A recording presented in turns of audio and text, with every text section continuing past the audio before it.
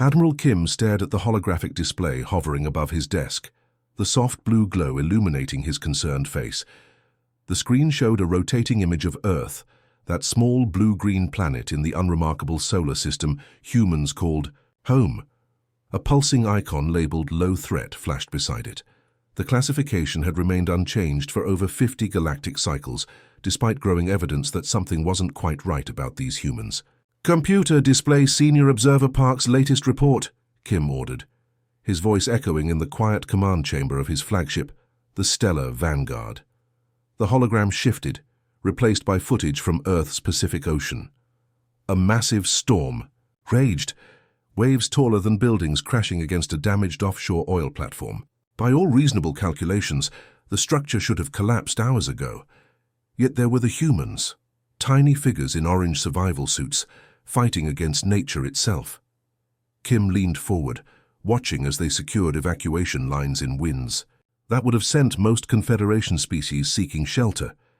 These humans weren't just surviving, they were actively working to save their companions and minimize environmental damage from their primitive fuel extraction device.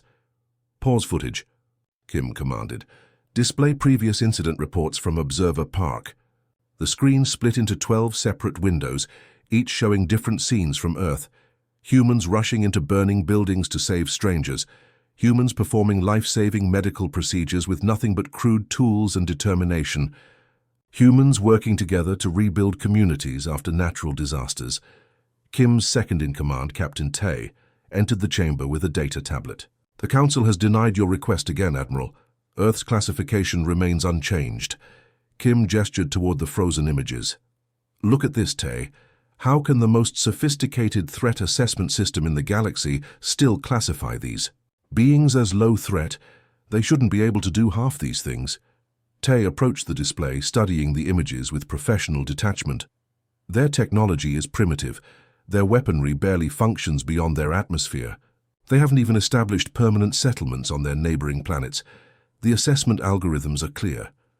"Algorithms don't tell the whole story," Kim replied, standing to pace the chamber's polished floor. "I've studied thousands of species, and none behave like these humans. They consistently exceed their biological limitations. Perhaps Observer Park's sample size is too small," Tay suggested. "One region of one planet." "It's not just Park," Kim interrupted, gesturing. Again at the computer. "Display all unusual incident reports from Earth in the past solar cycle." The holographic display expanded, filling the entire chamber with hundreds of windows, each showing different human activities from around their planet. Kim and Tay now stood surrounded by evidence, bathed in the light of countless examples that defied standard classification metrics. "This can't be coincidence," Kim said softly. "Something about our assessment methodology is missing crucial factors." Tay moved through the holographic forest of images, stopping at footage of human astronauts repairing their primitive space station. Impressive for their technological level, certainly, but hardly a threat to the Confederation. "That's what bothers me," Kim said. "By every measurable standard, they pose no danger. Yet my instincts tell me otherwise. Look how they adapt, how they solve problems with minimal resources." Observer Park noted they call it improvisation. The Admiral stopped at footage showing humans creating art, music, literature.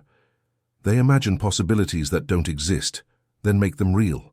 No other species does this with such enthusiasm. A soft alert chimed, and a new report appeared.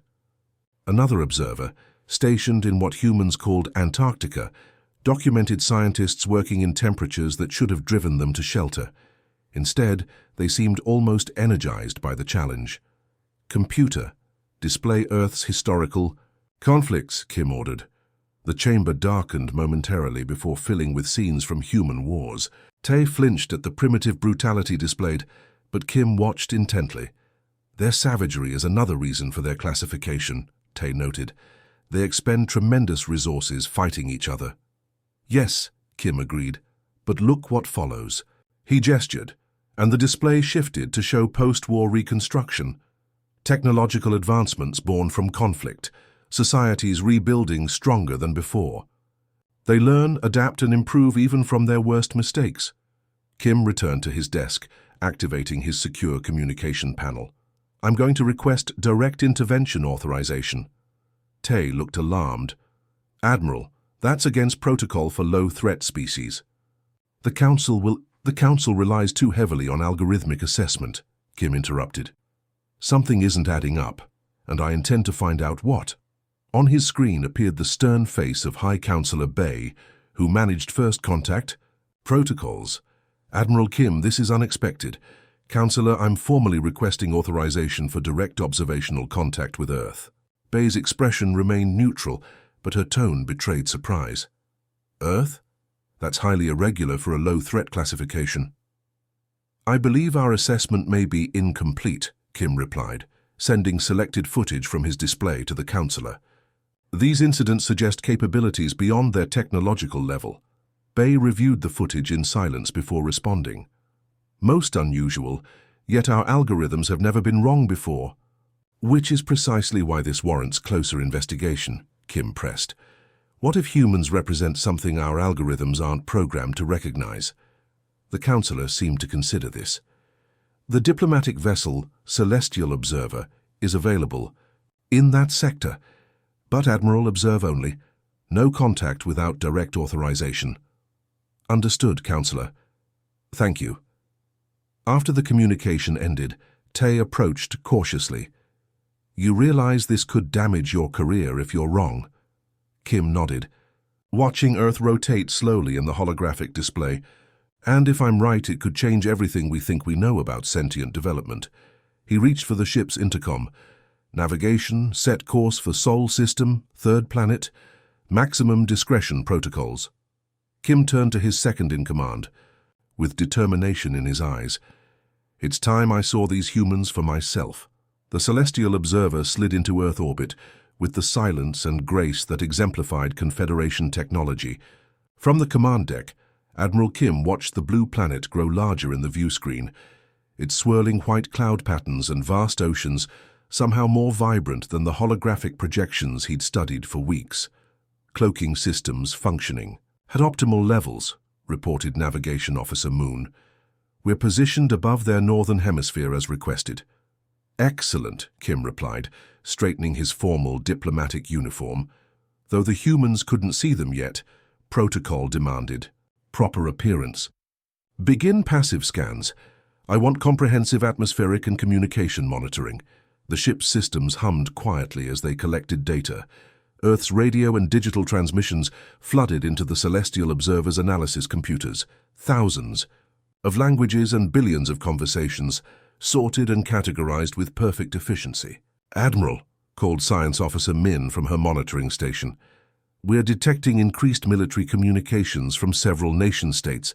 They've spotted our heat signature despite the cloaking. Kim nodded, unsurprised. Earlier than expected, but not outside parameters. Their detection technology is more advanced than our report suggested. Should we reposition? Asked Captain Tay, standing rigidly beside the Admiral. No, Kim decided. It's time. Prepare the announcement broadcast. Standard first contact protocol. All Earth languages simultaneously. The bridge crew worked with practiced precision, preparing the carefully crafted message that had introduced the Confederation to dozens of developing worlds. The announcement was designed to minimize panic while establishing diplomatic authority, a perfect balance of reassurance and subtle dominance that usually resulted in quick compliance. When the broadcast went live, Kim watched the planet's reaction through the ship's monitoring systems. Military vessels scrambled, fighter aircraft launched, missile defense systems activated, all expected responses for a species encountering advanced life for the first time. What followed was equally predictable. After the initial shock and military posturing came the diplomatic outreach. World leaders requested communication, scientists begged for knowledge exchange, religious figures sought meaning. The pattern was playing out exactly as the Confederation's first contact simulations had predicted. Prepare my shuttle, Kim ordered. I'll meet with their United Nations Assembly as planned. Director Lee, head of the Cultural Exchange Program, approached with a data tablet. Admiral, I've prepared the standard knowledge package for distribution. Basic medical advancements, sustainable energy templates, and elementary space travel improvements. Nothing that would advance them more than 50 years beyond their current development. Approved, Kim said, glancing at the information. Remember, we're observing their reactions as much as we're sharing information. The journey to the United Nations complex proceeded smoothly. Humans had cleared airspace and provided an almost comical military escort of their primitive aircraft. Kim's shuttle, sleek and silent, made their most advanced jets look like children's toys by comparison. The landing area was surrounded by security forces, their weapons drawn but pointed downward, a sign of cautious respect rather than immediate hostility. Kim emerged with a small delegation, including Director Lee and Analyst June, who practically vibrated with excitement at meeting real humans up close. "Their biological diversity is remarkable," June whispered, scanning the crowd with specialized lenses built into his eyes. "Look at the variation in just this small gathering. Most species at this development stage show far more genetic uniformity." The welcome ceremony was elaborate by human standards. World leaders had assembled hastily, setting aside conflicts and differences to present a unified front to the visitors from the stars. Kim noted how they positioned their most physically impressive specimens at the forefront, tall military officers and athletically built security personnel. A predictable attempt at subtle intimidation that he found almost endearing. The following days unfolded according to standard protocol. Information exchange, cultural presentations, carefully managed tours of the Celestial Observer for selected human representatives. Director Lee established educational programs, while Analyst June collected behavioral data for the Confederation. Archives. "Everything confirms our previous assessments," June reported during the evening briefing in the ship's secure conference room. "Their technology is precisely where our intelligence suggested. Their physical capabilities match our projections. Their social structures are fragmented, but following the typical pre-global unity pattern." Kim nodded, reviewing the data streams. "And the threat assessment?" "Still registering as low," confirmed Security Chief Ho. "Their weapons can't penetrate our most basic shielding. Their computer systems are primitive. Their biological weaknesses are numerous." He displayed a holographic chart of human vulnerabilities: temperature sensitivity, oxygen dependency, limited regeneration capabilities, and short lifespans. Yet something continued to nag at Kim. Something about these humans didn't quite fit the pattern he'd seen on dozens of other worlds. "I want to observe them in a less controlled environment," he announced. Outside these choreographed diplomatic exchanges, Director Lee looked concerned. "That's not standard protocol, Admiral." "Neither is my presence on this mission," Kim reminded. Arrange it." 2 days later, Kim found himself in Seoul, disguised with molecular reconstructive technology to appear human. He walked among them, observing everyday life beyond the diplomatic bubble. The city thrummed with energy that seemed disproportionate to the technological level of its inhabitants. A scheduled emergency response drill provided the perfect observation opportunity. Local authorities had planned it weeks before the Confederation's arrival, a simulated earthquake response in the city center. Kim positioned himself near a public park where rescue teams were demonstrating evacuation procedures. That's when he saw it. A malfunction in one of the demonstration buildings, not part of the planned exercise. Real structural failure, real danger. The response teams recognized the shift from drill to actual emergency instantaneously, without communication or direction. Kim watched in fascination as humans moved with unexpected coordination. They adapted their plans in real time, improvised, with available materials, and displayed problem-solving approaches that seemed to defy their technological limitations. "Remarkable," he whispered, tapping the concealed recorder at his wrist. "The threat algorithms are missing something fundamental here." As the dust settled and the humans celebrated their successful response to the unplanned emergency, Admiral Kim slipped away, his mind racing with new questions. These humans weren't just following programmed responses or using established protocols. They were creating solutions on the spot, seeming to thrive under pressure rather than merely surviving it. It was time to dig deeper into why Earth remained. classified as low threat, despite everything he was witnessing. The Tokyo skyline glittered in the morning sunlight as Admiral Kim inspected the newly established Confederation embassy. The Japanese government had offered a modern building in the heart of the city, retrofitted with temporary quarters for the alien delegation. Technicians had spent 3 days installing Confederation technology, including a standard power core, to support their advanced communication and life support systems. "The integration with the local power grid is complete, Admiral," reported Engineer Gill, adjusting settings on a translucent control panel that hovered in mid-air. "Though I must note that Earth's electrical infrastructure is remarkably unstable. Their reliance on physical wiring seems unnecessarily primitive." Kim nodded, watching a team of human workers observe the installation with poorly concealed awe. "Remember, Engineer Gill, they only discovered electricity a few centuries ago. The fact they've built global networks at all is..." A high-pitched whine cut through the air, followed by flashing red warning symbols across every Confederation device in the room. The hovering control panel before Engineer Gill suddenly pulsed with urgent alerts. "Core destabilization," Gill shouted, fingers flying across the controls. "The power harmonics are fluctuating beyond acceptable parameters." Kim moved quickly to the main monitoring station. "Cause? Unknown," replied Gill, face tight with concentration. "Possibly interaction with their primitive grid or..." The engineer paused, horror spreading across his features. "The containment field is failing. If it collapses completely, no further explanation was necessary. A Confederation power core unleashed from its containment field would release enough energy to level several city blocks. Not a weapon by design, but catastrophic in failure. Begin evacuation procedures," Kim ordered, his voice calm despite the gravity of the situation. "Alert the human authorities and establish a safety perimeter." The embassy erupted into controlled chaos. Confederation staff moved with practiced efficiency toward designated evacuation points. The emergency system broadcast warnings in all human languages, instructing everyone to leave the building immediately. Kim observed from the command center, watching evacuation progress on monitoring screens. The Confederation personnel flowed smoothly toward exits, following protocols drilled into them throughout their careers. But the humans, they moved differently. Fire Chief Han arrived with the first emergency response team, bursting through the embassy doors while everyone else streamed out.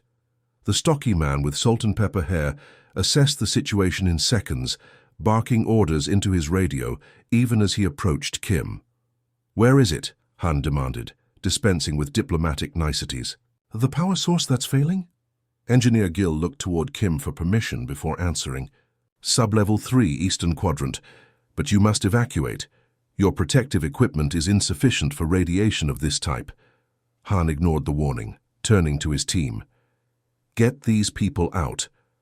I need structural engineers and the hazmat unit." He glanced at the Confederation personnel. "Anyone who understands this technology stays with me." Kim was astounded by the human's directness. "Chief Han, you don't understand. If the containment field fails completely, nothing you have can stop the reaction." "Then we better make sure it doesn't fail completely," Han replied simply, already moving toward the emergency stairwell. "Are you coming or not?" Against all protocol, Kim found himself following the human down the stairs, Engineer Gill close behind. The whine from the power core grew louder as they descended, accompanied by an ominous throbbing that vibrated through the building's foundation. They reached sub-level 3 to find the air shimmering around the core installation. The containment field flickered visibly now, a bad sign that even humans could apparently recognize. "What does that thing run on?" Han asked, approaching as close as the heat would allow. "Compressed dark energy," Gill explained. "The containment field prevents it from interacting with normal matter." Han nodded as if this made perfect sense. "And if it touches normal matter?" "Catastrophic energy release," Kim said. "The building and surrounding 3 blocks would be vaporized instantly." The human emergency teams arrived, carrying equipment that looked absurdly primitive compared to the failing Confederation technology. Han coordinated them with remarkable efficiency, establishing cooling systems for the overheating secondary systems and creating a makeshift barrier using materials that should have melted under the energy emissions. Your cooling approach is ineffective against quantum particles, Gil protested, watching the humans work. We're not trying to cool your fancy power thing, Han explained. We're cooling the room and the building materials around it to buy time.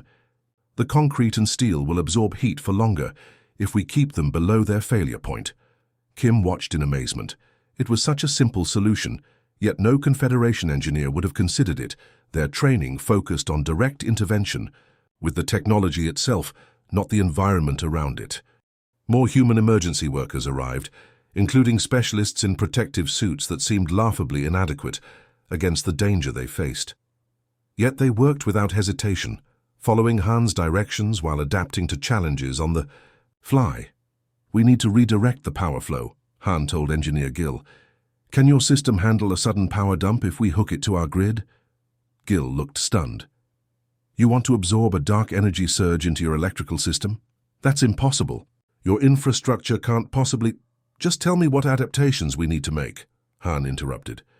We've got 3 power stations ready to take the load and distribute it across the eastern grid. It won't be pretty, but it might prevent your core from touching normal matter, as you put it. Engineer Gil seemed about to protest further when Admiral Kim stepped forward. Explain what they need to do, Gil. When the engineer hesitated, Kim added, That's an order. What followed was a bizarre collaboration. Confederation engineers with advanced degrees in quantum physics worked alongside human electricians using tools that hadn't changed much in 50 years.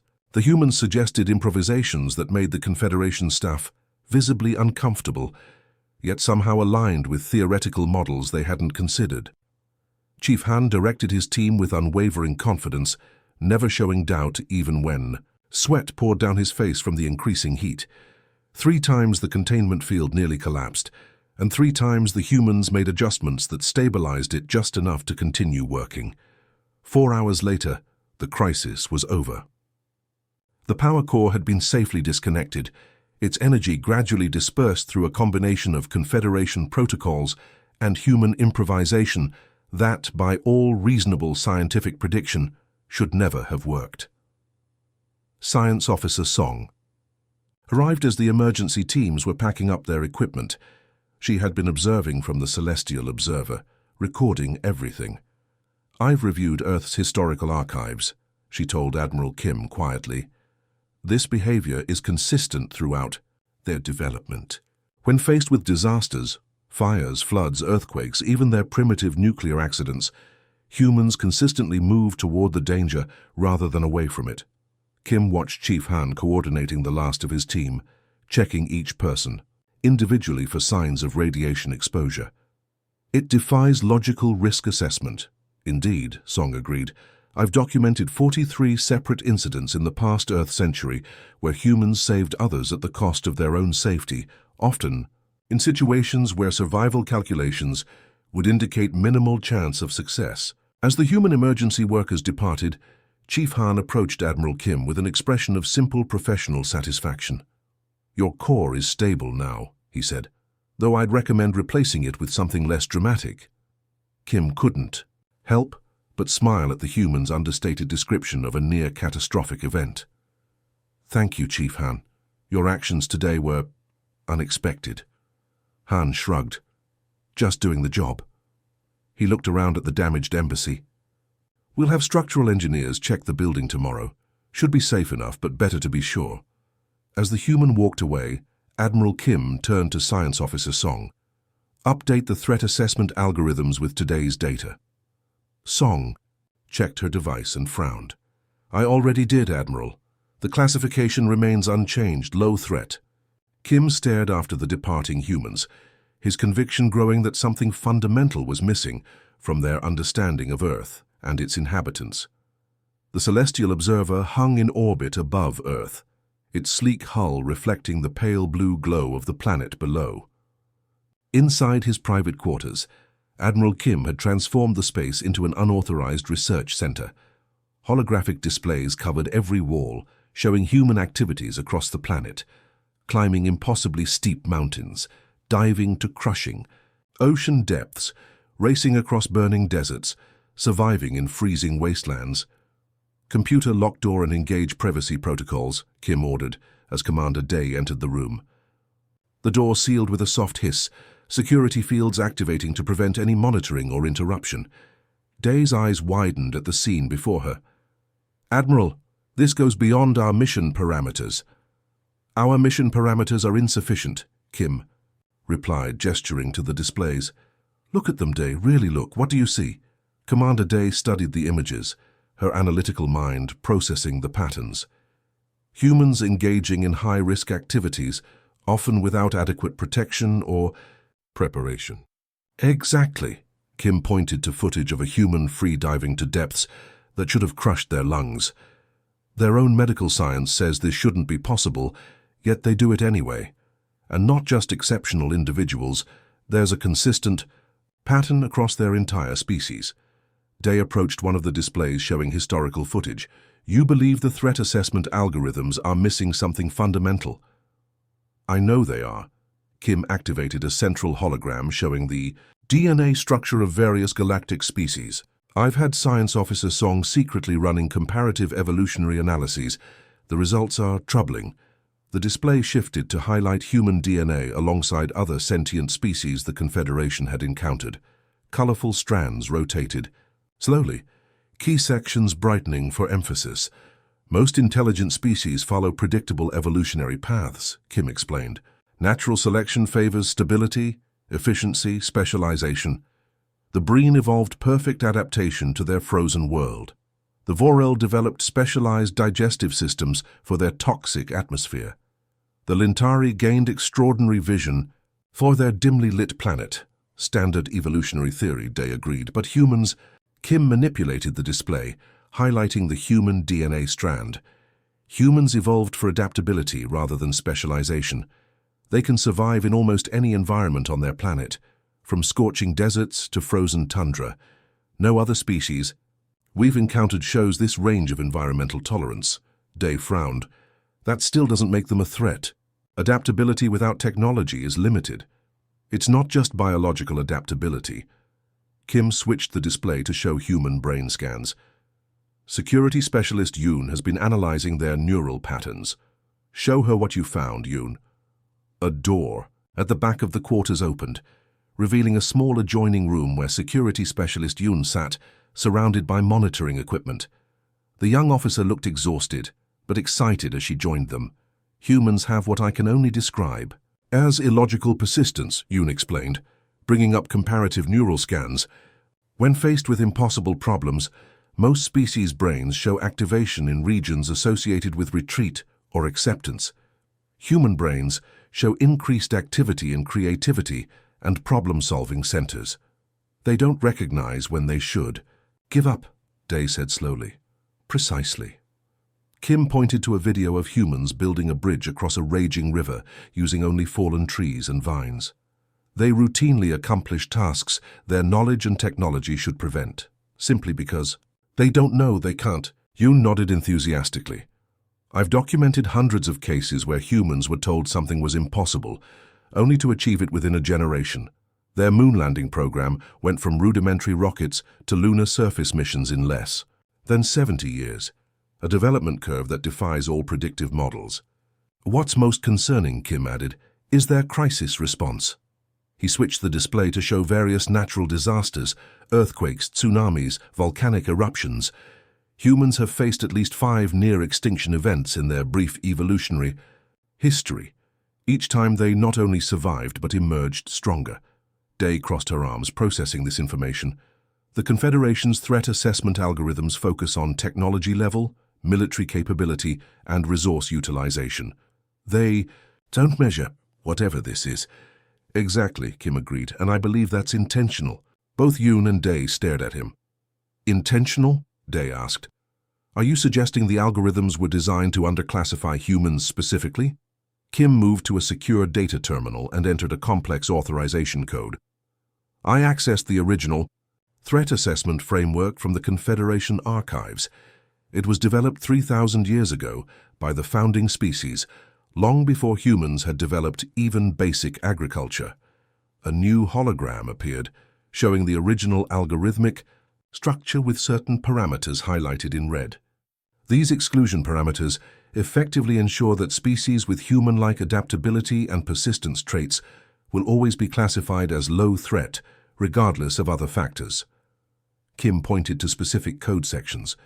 It's as if the founders anticipated encountering a species like humans and deliberately created a system that would underclassify them.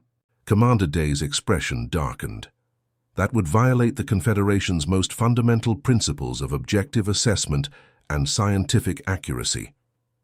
Unless they had a reason, Yoon interjected.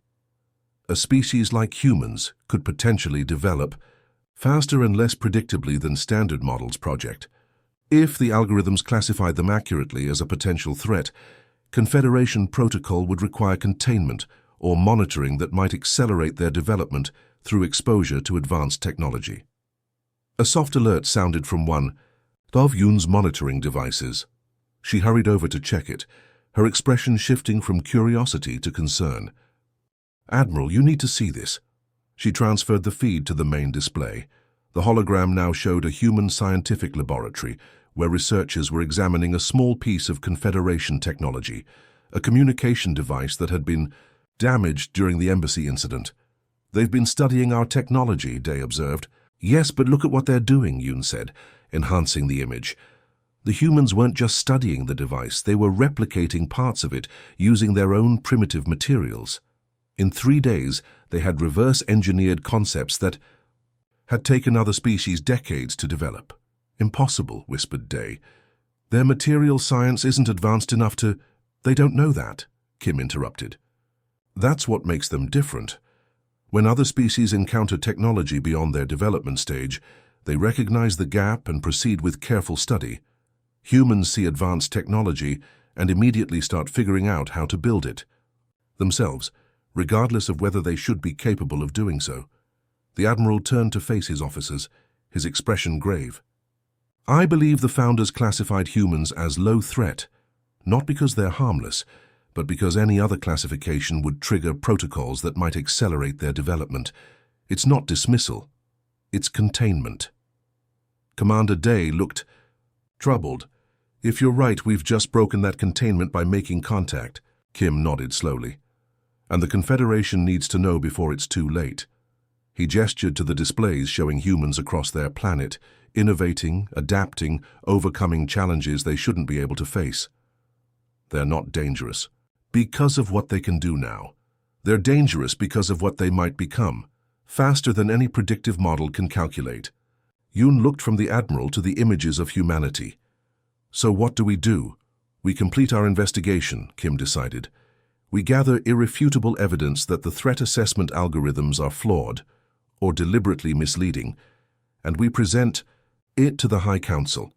He looked out the viewport at Earth, beautiful and deceptively peaceful below them. "The Confederation needs to understand what they're dealing with before these humans reach for the stars in earnest." The Grand Chamber of the Galactic Confederation gleamed with polished surfaces, reflecting the light of 3 artificial suns. Delegates from 2,000 worlds filled the circular seating area, their varied biology requiring different atmospheric conditions maintained by nearly invisible force fields.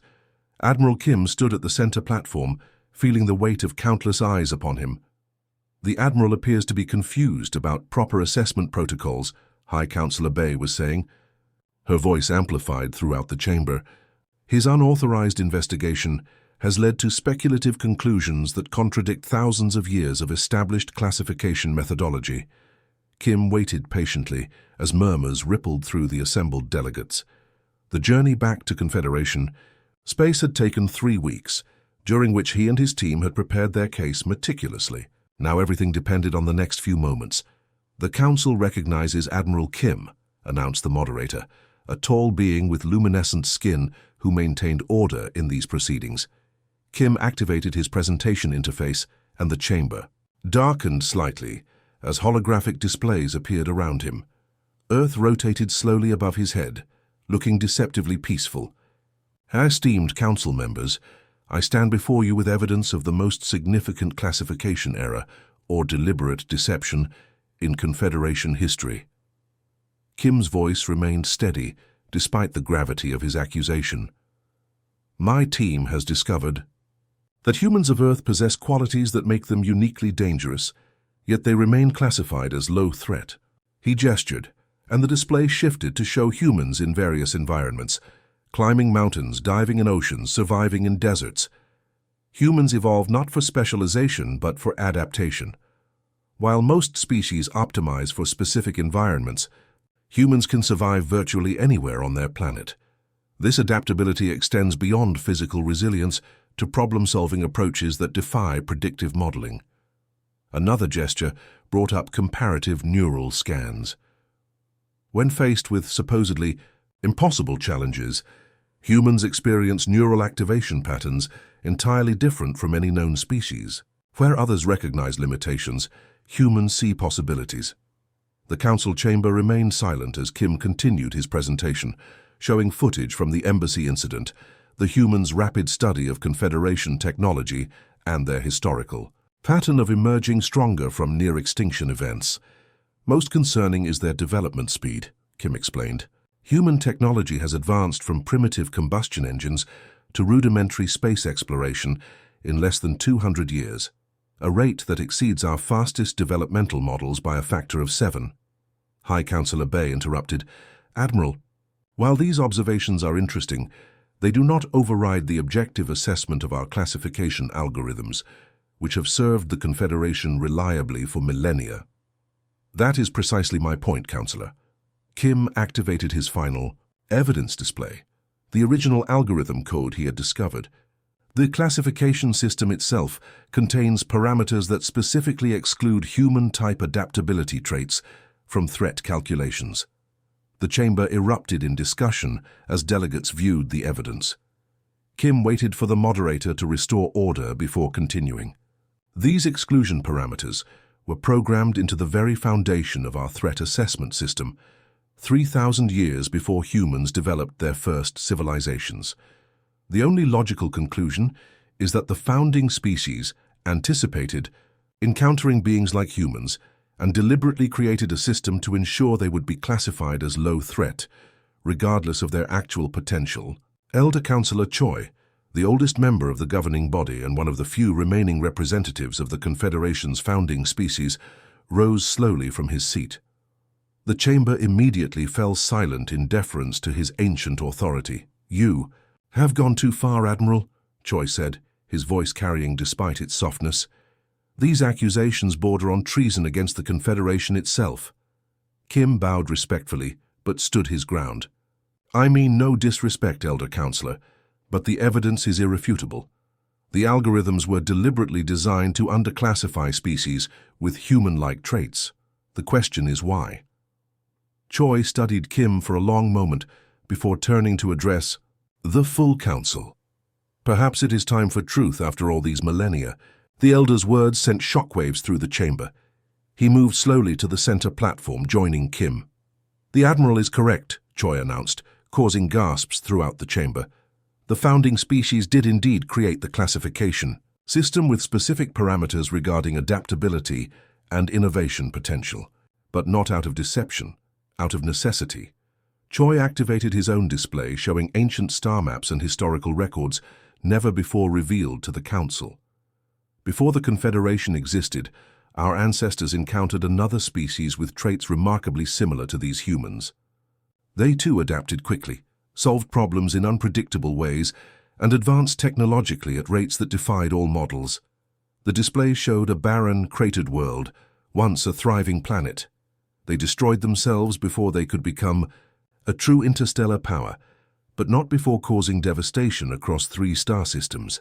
Their creative potential, unbounded by the natural limitations most species recognize, made them catastrophically dangerous. Choi turned to face the stunned council. "When we founded the Confederation, we included the special classification parameters as a quarantine measure. Species like humans are not classified as low threat because they are harmless. They are classified that way to prevent panic and to ensure they develop in isolation, without the accelerating influence of contact with advanced civilizations." Admiral Kim felt a chill despite the chamber's comfortable temperature. "Then our mission to Earth was a catastrophic mistake," Choi finished. "One I advised against, but was overruled." He looked around the chamber accusingly. The quarantine protocol for human-type species was clear. Observation only, no contact. Now that contact has been established, everything changes. The chamber erupted again as delegates processed this revelation. When order was restored, High Counselor Bay looked shaken. "What can we expect from these humans now, Elder Choi?" "Acceleration," Choi replied simply. "Already they are studying the technology they glimpsed during your brief contact. Their development curve, already steep, will now become exponential. Within a generation, they will achieve interstellar travel. Within 2, they will be knocking at the doors of Confederation worlds." "Can we contain them?" asked a delegate from the Defense Committee. Choi shook his head. "That opportunity is lost. Any attempt to restrict them now would only focus their remarkable adaptability on overcoming those restrictions. We must prepare for their arrival among the stars." Admiral Kim stepped forward. "There is another option. I have spent time among these humans. They are not inherently destructive or expansionist. They are curious, creative, and surprisingly cooperative when presented with common challenges." "What are you suggesting, Admiral?" Bay asked. "Integration," Kim replied, "not containment. If humans are potentially as dangerous as Elder Choi suggests, then trying to restrict them will only ensure they become a threat. But welcoming them, guiding their development, and helping them harness their unique abilities could transform them from a potential danger into the Confederation's greatest asset." Choi looked skeptical. "A dangerous gamble, Admiral. Less dangerous than waiting for them to develop on their own and eventually discover they were deliberately kept isolated," Kim countered. "Their potential is extraordinary. I've seen them solve problems our finest engineers couldn't approach, simply because they didn't know the solutions were impossible." The Council debated long into the night. Arguments for containment, withdrawal, and even preemptive measures were raised and rejected. Finally, as the artificial suns dimmed to simulate evening, a consensus emerged. "The Council has reached a decision," announced the moderator. "Admiral Kim will return to Earth as the first official ambassador of the Galactic Confederation. His mission, to establish a framework for human integration into the galactic community with appropriate safeguards and guidance." As the session concluded, Elder Choi approached Kim privately. "I hope you understand what you've set in motion, Admiral. The humans' classification as low threat was never about dismissing them. It was the highest warning our founders could devise, a warning we have now ignored." Kim nodded solemnly. "I understand the risk, Elder, but I also understand the potential. Sometimes the most dangerous force can become the greatest ally if approached with wisdom and respect." As he prepared for his return journey to Earth, Admiral Kim looked at the final report he would submit to the Council archives. The human classification had been officially updated, but not to the high threat many delegates had demanded. Instead, humans now carried a designation never before used in Confederation history: Potential Unlimited. It was both a warning and a hope, recognition that humanity's greatest strength was also its most terrifying quality: the ability to become anything at all. The end.